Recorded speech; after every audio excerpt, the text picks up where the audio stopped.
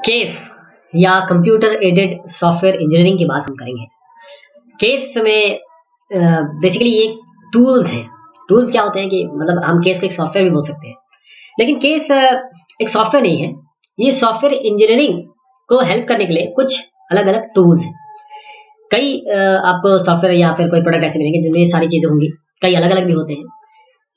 ये आपको software development और मेंटेनेंस में मदद करते हैं। और आजकल सॉफ्टवेयर इंडस्ट्रीज में सबसे ज्यादा इन केसेस या केस की ही बात होती है। तो इसका स्कोप क्या है? ये बड़ा जेनेरिक टर्म है। ये आपको सॉफ्टवेयर इंजीनियरिंग जो हम अभी तक पढ़ते आए हैं उसका एक ऑटोमेटेड सपोर्ट ऑटोमेटिकली है, जैसे कंप्यूटर बेस्ड आपको सपोर्ट देता है। अगर रिस्ट्रिक्टिव सेंस में थोड़ा बात करें इसको, तो आपकी जो सॉफ्टवेयर डेवलपमेंट एक्टिविटी है जो आप कर रहे हैं सॉफ्टवेयर इंजीनियरिंग प्रैक्टिसेस या फिर सॉफ्टवेयर डेवलपमेंट लाइफ साइकिल में, केस टूल मदद करता है कि इन सबको ऑटोमेट कर दे।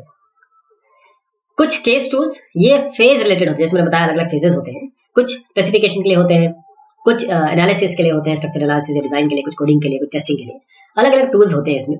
और कुछ नॉन फेज एक्टिविटी के लिए भी होते हैं, जैसे आपका प्रोजेक्ट मैनेजमेंट के टूल है या चेंज मैनेजमेंट, जैसे हम कॉन्फ़िगरेशन मैनेजमेंट भी कहते हैं, उनके लिए टूल है। तो ऑब्जेक्टिव क्या है केस का? सबसे पहले तो यह कि आपकी प्रोडक्टिविटी बढ़े, आपका सॉफ्टवेयर कम पैसे में अच्छी क्वालिटी का बने। और ये जो इंडिविजुअल केस टूल्स है अलग अलग, ये तभी रियलाइज कर सकते हैं आप जब सारे केस टूल्स को आप एक साथ जोड़ दें। जैसे मैंने बताया ना, अलग अलग टूल्स होते हैं, कोई इसके कोई उसके, उन सबको जोड़ दें, या फिर कोई ऐसा टूल हो आपके पास जिसमें सारी चीजें आपको मिल जाए। टूल्स जो अलग अलग डिफरेंट स्टेज, अलग अलग फेज लाइफ साइकिल के आप यूज करते हैं, वो सारे इन्फॉर्मेशन शेयर करते हैं, डेटा शेयर करते हैं। और ये जो सेंट्रल रिपोजिटरी जहां पर डेटा होना चाहिए या होता है, उस वो बहुत बड़ा रोल प्ले करता है। इससे क्या होता है कि जो डेवलपमेंट इन्फॉर्मेशन का जो इन्फॉर्मेशन आती है डेवलपमेंट के लिए, जो भी आप कर रहे हैं, उसका एक कंसिस्टेंट व्यू मिलता है। और इसको हम, ये जो सेंट्रल रिपोजिटरी जिसकी मैं बात कर रहा हूँ, उसे हम डेटा डिक्शनरी कहते हैं। इसमें आपके सारे जो डेटा होंगे, चाहे कंपोजिट हो, एलिमेंट्री डेटा हो, डेफिनेशन हो, ये सारी आपको इसमें मिलेगी। और जो ये रिपोजिटरी है, ये एक तरीके से बैंक का काम करती है, जहां पर सारे अलग अलग केस टूल्स यहाँ से इन्फॉर्मेशन लेते हैं, यहाँ को इन्फॉर्मेशन भेजते हैं।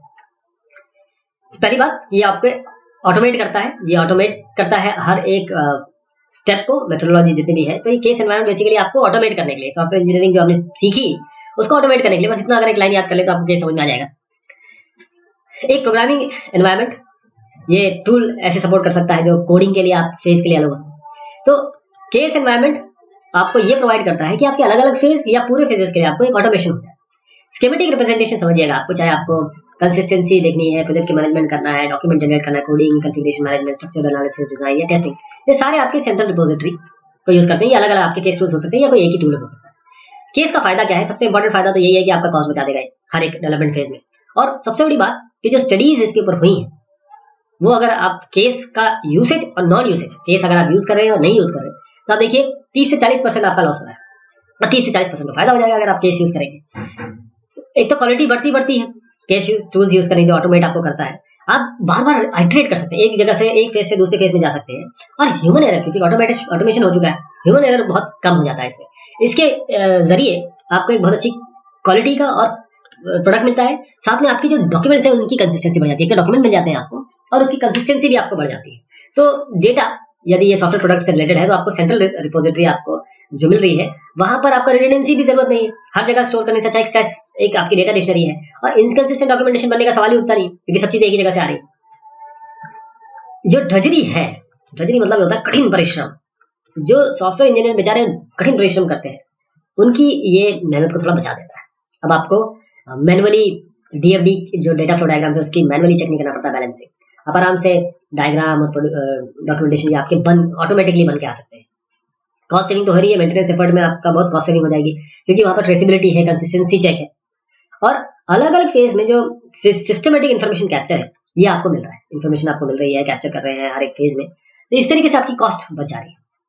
अगर हम इंट्रोड्यूस करेंगे केस एनवायरनमेंट को, इंजीनियर्स का जो स्टाइल है काम करने का तरीका वो भी चेंज होगा। और फिर अगर आप एक स्ट्रक्चर और ऑर्डरली अप्रोच दे देंगे, तो बस काम तो आसान होना ही। अगर हर चीज मैनेज है, काम तो अच्छा हो गई। केस टूल प्रोटोटाइप, ये जो है प्रोटोटाइपिंग सपोर्ट जो है, ये जीयूआई के समय आपको मिलती है। इसमें क्या होता है कि आप जीयूआई बना सकते हैं कोई भी ग्राफिक एडिटर को यूज करके, और यूजर के पास ये संभावना होगी कि वो डेटा एंट्री फॉर्म बना दे, मेन्यू बना दे, कंट्रोल बना दे, और फिर आप डेटा डिक्शनरी से इसको इंटीग्रेट कर सकते हैं। ये इसे हम केस का प्रोटोटाइपिंग सपोर्ट कहते हैं। स्ट्रक्चर एनालिसिस डिजाइन की बात करें अगर, तो केस टूल आपको क्या क्या चीज प्रोवाइड करता है, क्या क्या करना चाहिए, ये कुछ स्टैंडर्ड स्ट्रक्चर एनालिसिस और डिजाइन टेक्निक आपको सपोर्ट करेगा। ये आपको और सपोर्ट करेगा कि आप इनके तहत जो डायग्राम्स बन रहे हैं, एनालिसिस और डायग्राम्स बन रहे हैं, वो भी आप बना सके। उसके अलावा अलग अलग, क्योंकि ये तो हमने देखा था कि हायरार्की लेवल पे चलता है, अलग अलग लेवल पे चलता है, तो हर एक लेवल पे नेविगेशन यहाँ से वहां जाना ये भी आपको प्रोवाइड करेगा। एक तो ये टूल कंप्लीट आपने काम किया है या कंसिस्टेंसी पूरी है कि नहीं, इसको भी चेक कर देगा आपके लिए। और इसमें ये भी पॉसिबिलिटी होनी चाहिए कि ये इनकंसिस्टेंट ऑपरेशन जो है इनको भी डिसअलाउ कर सके। वैसे बहुत मुश्किल है ऐसा, लेकिन कंस्ट्रेंट्स हम लगा सकते हैं। कोड जनरेशन की बात जहां तक बात आती है, वहां पर आपका केस टूल क्या करना चाहेगा या उसको क्या करना चाहिए, यह थोड़ा एक्सपेक्टेशन कम है केस टूल से, क्योंकि अगर कोडिंग भी केस करने लगे तो फिर हमारी जरूरत क्या रह जाएगी, क्योंकि वहां तो लॉजिक लगने हैं, वहां तो दिमाग लगना है, वहां तो ह्यूमन बीइंग का इन्वॉल्वमेंट बहुत जरूरी है। लेकिन फिर भी केस टूल इसमें आपकी क्या मदद करेगा, ये आपको स्केलेटन बना के दे देगा अलग अलग प्रोग्रामिंग लैंग्वेज में। तो अगर स्केलेटन बन गया, मॉड्यूल के स्केलेटन बन गए, आपको ट्रेसिबिलिटी, एक रीजनेबल रिक्वायरमेंट ये है कि आपको ट्रेसिबिलिटी मिलेगी सोर्स कोड से डिजाइन तक की, ये भी आपको प्रोवाइड कर सकता है। आपको हेडर इन्फॉर्मेशन जो आपको हर एक मॉड्यूल के ऊपर डालनी पड़ती है, वो बार बार आपको लिखना नहीं पड़ेगा, वो आपको प्रोवाइड कर देगा। जैसे आपने एक बार इंसर्ट कर दिया कि भाई कॉपीराइट मैसेज ये होने चाहिए, डिस्क्रिप्शन मॉड्यूल का ये होना चाहिए, ऑथर का नाम, डेट ऑफ क्रिएशन, ये आपको हर मॉड्यूल के या हर एक फाइल के ऊपर डालना है, ये आपको डाल के दे देगा। इसके अलावा जो डेटा रिकॉर्ड्स है या स्ट्रक्चर्स है, डेटा स्ट्रक्चर्स है, उनको भी आपको बना के दे सकता है। जैसे डेटा डिक्शनरी डेफिनेशन में दिया, उसको निकाल के आपको बना के दे सकता है। इसके अलावा ये आपको डेटाबेस टेबल्स, अगर आप डेटाबेस यूज कर रहे हैं अपने इसमें, तो रिलेशनल RDBMS डेटाबेस टेबल्स भी आपको ये उसका एक स्कीमा आपको बना के दे सकता है। दूसरा ये है कि कोड जो यूजर इंटरफेसिंग होगी, वो उसका प्रोटोटाइप भी जनरेट कर सकता है कोड जनरेशन में। अगर एक्स विंडोज या MS विंडो बेस्ड एप्लीकेशन की बात करें, टेस्टिंग सपोर्ट में दो टाइप की टेस्टिंग मैंने आपको बताई थी, स्टैटिक और डायनेमिक। स्टैटिक में क्या होता है कि हम केवल देखते हैं, केवल जो प्रोग्रामिंग स्टैंडर्ड को फॉलो किया है कि नहीं किया है, कोडिंग स्टैंडर्ड को फॉलो किया है कि नहीं किया है, किसी स्टैंडर्ड को जैसे मिसरा हो गया, आपके JSF हो गया, इनको फॉलो किया है कि नहीं हो गया। तो स्टैटिक और डायनेमिक एनालिसिस में ये आपको रिपोर्ट जनरेट करके देखा कि भाई आपने टेस्ट प्लान डॉक्यूमेंट जो बनाया उस हिसाब से ये काम हुआ है कि नहीं हुआ है। डिजायरेबल फीचर आप जो चाहते हैं इसमें कि एक साथ बहुत सारे लोग काम कर सके। कई टूल्स ऐसे होते हैं जो एक ही डेस्कटॉप पे काम करते हैं, आप चाहते हैं कि नेटवर्क पे काम करें, लोग फ्लोटिंग लाइसेंस खरीदें, यहाँ से वहाँ लोग बात कर सकते हैं, एक साथ बहुत सारे लोग इस पे काम कर सकते हैं। इसके अलावा विंडोइंग इंटरफेस, जो आपको एक से ज्यादा डायग्राम आप बना सके, नेविगेशन कर सके एक पार्ट से दूसरे पार्ट में। डॉक्यूमेंट सपोर्ट की जहां तक बात करें, वहां केस आपके लिए क्या करता है, deliverable documents.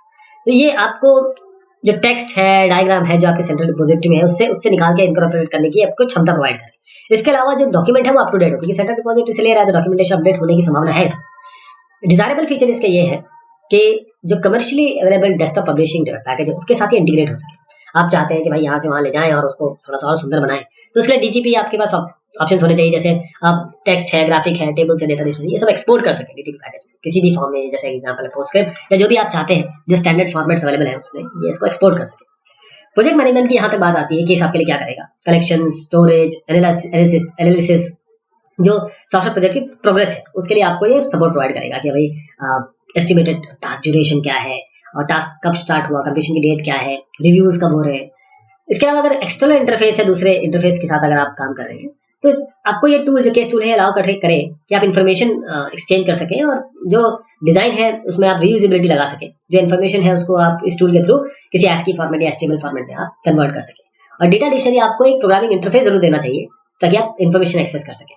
Reverse engineering support अगर हम देखें, क्योंकि रिवर्स इंजीनियरिंग, री इंजीनियरिंग सपोर्ट बहुत जरूरी है, तो टूल आपको जनरेट करके दे स्ट्रक्चर चार्ट, DFD या डेटा डिक्शनरी, किससे सोर्स कोड से। और data dictionary should populate the data dictionary, मतलब सोर्स कोड आपने डाला और डेटा डिक्शनरी उस पर पॉपुलेट हो गई, डेटा डिक्शनरी में इंफॉर्मेशन बढ़ गई।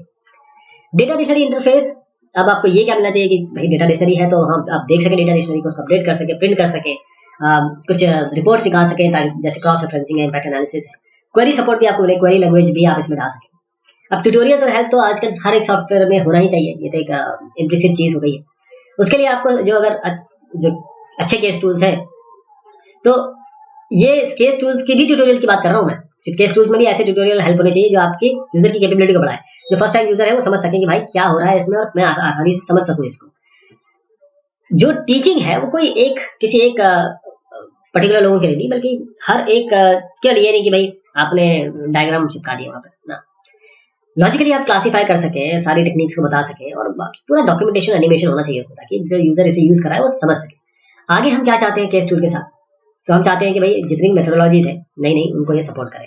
और एक जैसे हर ऑर्गेनाइजेशन में नेटवर्क एडमिनिस्ट्रेटर होता है, डेटाबेस एडमिनिस्ट्रेटर होता है, वैसे भी हम चाहेंगे कि केस एडमिनिस्ट्रेटर हो, ताकि वो टेलर कर सके, चेंज कर सके केस एनवायरनमेंट को कोई नई या किसी पर्टिकुलर मेथोडोलॉजी के अनुसार। फ्यूचर जो केस टेस्ट टूल है उसमें इंटेलिजेंट डायग्राम सपोर्ट होना चाहिए, जिसमें आप आराम से सुंदर और ऑटोमेटिकली एक डायग्राम डिजाइन कर सकें।